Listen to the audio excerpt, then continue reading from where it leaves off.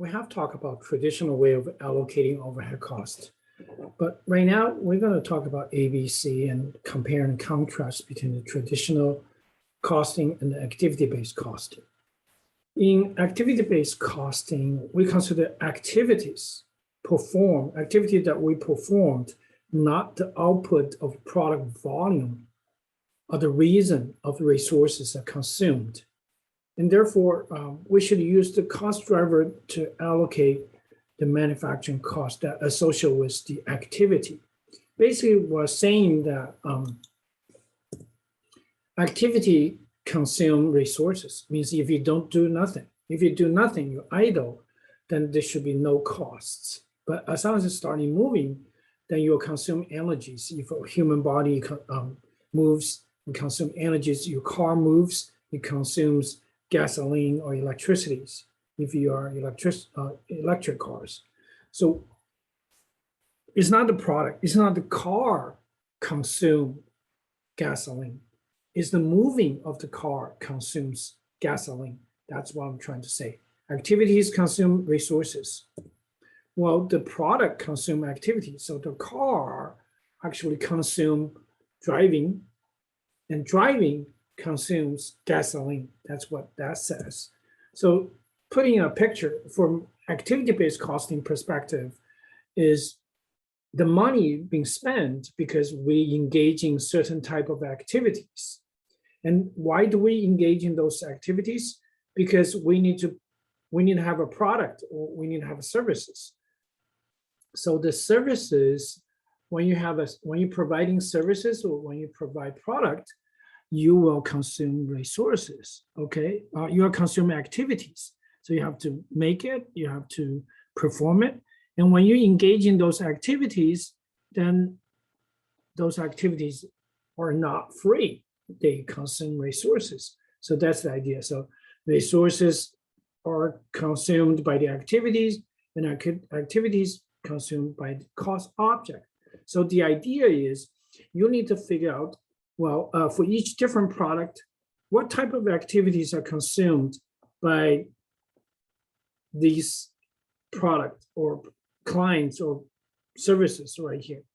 And then once you have the activity, the level of activities that consumed by the cost object, then you will figure out, well, for each of the activity, how much money does it cost, does it take to engage in one unit of those activities? So that's the idea, that's different.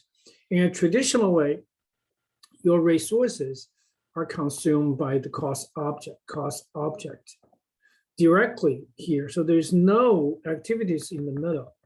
That's the traditional view. So that's the traditional view. But actually, we do understand the product itself, the cost object itself does not consume money. Is when we trying to providing those services, we engage in certain type of activities, and the activity costs money to do. Driving, cooking, those activities cost money, all right?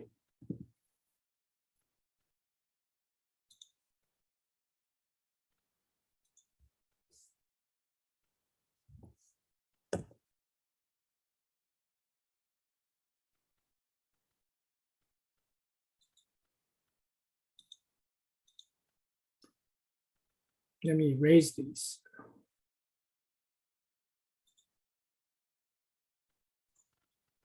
Activity-based costing, just like the traditional costing, we got two stages. Follow the same two-stage procedures. So on the stage one, the cost of the organization, you just need to allocate those costs into cost pools, all right, into activity cost pools. And these are normally they are classified as a cost hierarchy because there are different type of activities. There's a unit level, there's a batch level, there's product sustaining level, and there's a facility sustaining level. Once we allocate those costs into different activity cost pools, then the second stage is identify what are the drivers of each of those activities. What causes those activity goes up, or what causes those activities level goes down.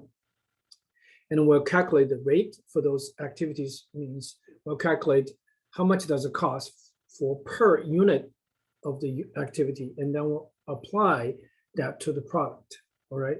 So we're gonna use examples later on.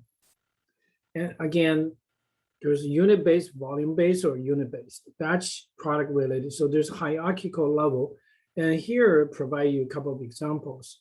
What normally considered volume or unit related, what's considered type of activity that normally associated with batch related. And some of those are related to the product related, and some of those are general facility related. And these are the examples of those for each of type of activities that provided over here, all right?